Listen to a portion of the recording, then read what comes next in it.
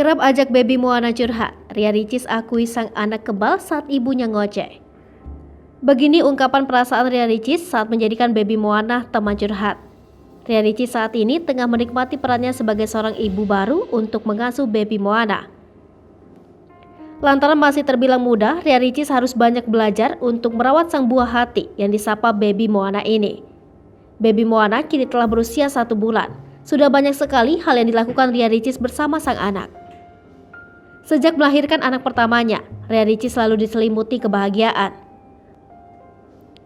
Hal ini terlihat dalam setiap unggahan di laman Instagram dan YouTube-nya. Bersama Teuku Ryan, ia kompak mengurus buah hatinya itu. Mulai dari menggelar akikah hingga melakukan pemotretan dengan memakai kostum unik dan lucu, telah dilakukan Ria Ricis dan suami.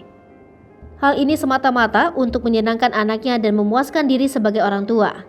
Bahkan, Ria Ricis memperlakukan bayinya itu seperti teman dekat dan sahabat yang kerap diajaknya curhat.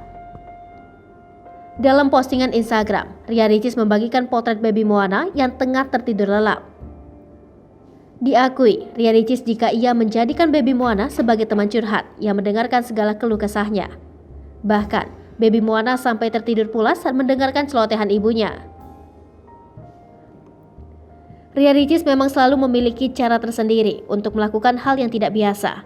Oleh sebab itu, ia dikenal sebagai wanita yang pemberani dan tangguh. Bahkan hobinya yang cukup awam bagi wanita, perlahan dikenalkannya terhadap sang anak. Kini baby Moana telah menginjak 1 bulan sejak lahir pada 26 Juli 2022 lalu. Ria Ricis selalu antusias membagikan tumbuh kembang sang buah hatinya bersama Teuku Ryan. Meski sempat drop dan sedih saat banyak yang mengomentari mengenai berat tubuh sang anak, Ria Ricis tetap mensyukuri dan bangkit dari keterpurukan. Hai pemirsa Sri Popo TV, jangan lupa komen, like, dan subscribe, serta tonton